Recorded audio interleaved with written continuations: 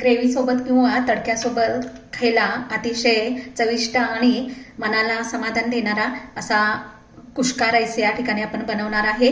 त्यासाठी लागणारं साहित्य: 1 वाटी तांदूळ घेतलेले आहेत, या ठिकाणी खडे मसाले घेतलेले आहेत, त्यामध्ये जिरे, लवंग, वेलची, तमालपत्री, त्यानंतर दालचिनी आणि काळे मिरे, आलं लसूण घेतलेला आहे, पुदिना घेतलेला आहे, त्याच्यानंतर मी कोथिंबीर थोडी घेतलेली आहे आणि या ठिकाणी उभ्या चिरून मिरच्या घेतलेल्या आहेत, 1 वाटी दही घेतलेला आहे आणि उभा चिरून कांदा घेतलेला आहे।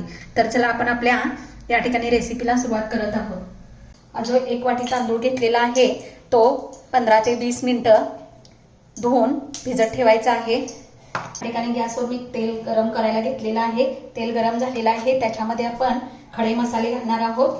खडे मसाले चांगले भाजल्यानंतर थोडंसं याला परतून घ्यायचं आहे खड्या मसाल्यांना। नंतर याच्यामध्ये कांदा परतून घ्यायचा आहे, उभा चिरलेला कांदा सोनेरी रंगावर परतून घ्यायचा आहे। कुस्का राईससाठी कोणताही कोलमचा तांदूळ घेतला तरी चालेल किंवा बिर्याणी राईस घेतला तरी चालेल, फक्त तो चिकट भात नसावा। त्याला कांदा फार असा भाजून घ्यायचा नाही, मीडियम सोनेरी कलरवर कांदा भाजून घ्यायचा आहे। या ठिकाणी तुम्ही बघू शकता 2 ते 3 मिनिटं लागतात सोनेरी कलरवर कांदा भाजायला। त्यानंतर आता कांदा भाजून झाल्यानंतर ही उभी चिरून जी मिरची घेतलेली आहे ती यामध्ये घालायची आहे, तीही तेलात चांगली परतून घ्यायची आहे। आपण जी आलं लसूण कोथिंबीर याची पेस्ट करून घेतलेली आहे ती यामध्ये मी घालत आहे। मिरची तुम्ही तुमच्या चवीनुसार वापरू शकता, जास्त किंवा कमी। आलं लसूण पुदिना कोथिंबीर घातलेली पेस्ट जी आहे ती त्याचा कच्चेपणा कमी होईपर्यंत परतून घ्यायची आहे। त्यानंतर आपल्याला गॅसची फ्लेम बारीक करायची आहे आणि त्याच्यामध्ये या ठिकाणी मी 1 वाटी दही घेतलेलं आहे ते घालायचं आहे। त्यावेळेला गॅस मात्र कमी करायचा आहे, कारण दही फाटू शकतं आणि एकसारखं त्याला परतून घ्यायचं आहे। दह्याला तेल सुटेपर्यंत या ठिकाणी परतून घ्यायचं आहे। त्यानंतर जो तांदूळ भिजवून या ठिकाणी पाणी नितळून घेतलेला आहे तो या ठिकाणी घालायचा आहे। तो एकसारखा यामध्ये परतून घ्यायचा आहे।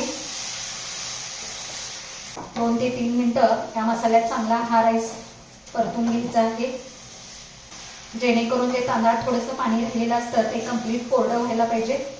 जेवढा आपण तांदूळ घेतलेला आहे त्याच्या दुप्पट आपल्याला उकळलेलं पाणी याच्यामध्ये घालायचं आहे। एकसारखं हलवून घ्यायचं आहे। गॅसची फ्लेम आता मोठी करायची आहे। यामध्ये चवीनुसार मीठ घालायचं आहे। मी या ठिकाणी हातावरती चोळून थोडीशी अगदी थोडीशी कसुरी मेथी या ठिकाणी घालत आहे। त्यातलं 50% पाणी आटवून घ्यायचं आहे। 50% भात शिजेपर्यंत त्याला एकसारखं हलवत राहायचं आहे। आता हा भात आपण तव्यावरती शिफ्ट करायचा आहे, त्यावरती झाकण झाकून ठेवायचं आहे। मध्ये 1-2 वेळा फक्त हलवून घ्यायचं आहे।